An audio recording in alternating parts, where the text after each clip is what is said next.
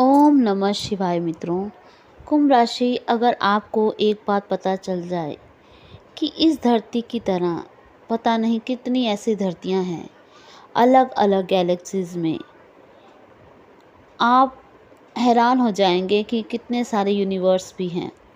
Science भी इस बात को मानती है, अर्थ प्लैनेट के अलावा और भी प्लैनेट्स हैं। हमारी आत्मा क्या है? यह आत्मा एक एनर्जी होती है, एक प्रकाश होती है, एक ऊर्जा होती है, और पांचों तत्वों से ये शरीर धरती पर आकर बनता है। वरना हर आत्मा के पास 2 तत्व या 3 तत्व या किसी आत्मा के पास एक एक तत्व भी होता है।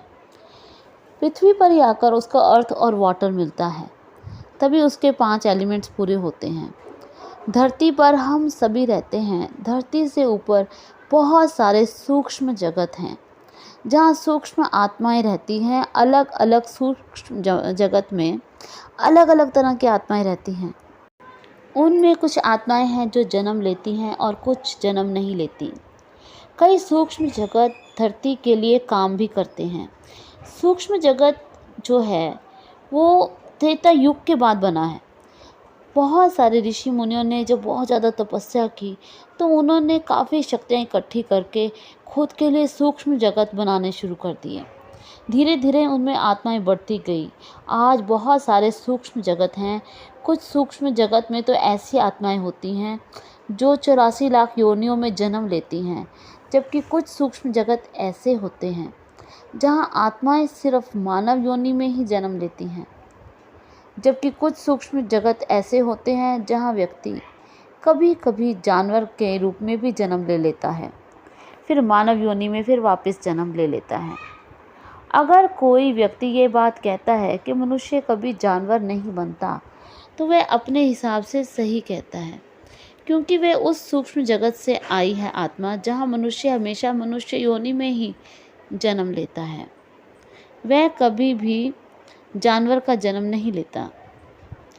लेकिन कुछ कैटेगरीज ऐसी हैं जो 84 लाख योनियों के बाद मनुष्य का रूप में जन्म लेती हैं। ऐसी आत्माएं बहुत ज़्यादा कल्याण का काम करती हैं, बहुत ज़्यादा पुण्य करती हैं। वह दूसरों का कल्याण करती हैं और स्वयं का भी कल्याण करती हैं। कुछ आत्माएं तो सिर्फ कभी कभी जानवर बनती हैं। इसलिए हर व्यक्ति अपने अपने सूक्ष्म जगत के हिसाब से आपको बताता है। कोई कहता है कि मनुष्य अलग अलग योनियों में जन्म लेता है, कोई कहता है कि मनुष्य सिर्फ मनुष्य बनता है। उनकी कही सारी बातें सही हैं, इसलिए किसी की भी आलोचना ना करें।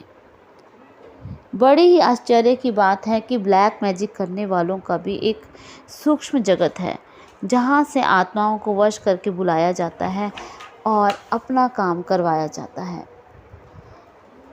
पर मित्रों, इसका रिज़ल्ट इतना बुरा होता है कि कोई सोच भी नहीं सकता। इसलिए कभी भी आत्मा जगत से छेड़छाड़ नहीं करनी चाहिए। कई ऐसे लोग हैं जो आत्माओं को बुलाते हैं, लेकिन उनको बुलाना आता है, वापस भेजना नहीं आता। वे लोग खुद इस दुनिया में ऐसे चले जाते हैं जिसका कुछ रहस्य पता ही नहीं चलता। इसलिए ये बात सत्य है कि कभी भी किसी की दुनिया में हमें इंटरफेयर नहीं करना चाहिए। ये टोने टोटके इन सब से दूर रहें। कुंभ राशि, एक बात तो बड़ी ही हैरानी वाली है, वह यह है कि पता नहीं कितनी धरतियां हैं, कितनी गैलेक्सीज हैं। काकभुशुंडी जी ने 11 बार अलग अलग धरती और अलग अलग समय में जाकर 11 बार रामायण देखी थी और 16 बार उन्होंने महाभारत देखी। ईश्वर के रहस्य ईश्वर के बिना कोई नहीं जान सकता। सचमुच जादू ही है ये सारी रचना भगवान की। मित्रों, आशा करती हूँ कि ये जानकारी आपको अच्छी लगी होगी। अगर आपको ये जानकारी अच्छी लगी हो तो चैनल को सब्सक्राइब ज़रूर करें और कमेंट में ओम नमः शिवाय ज़रूर लिखें। धन्यवाद।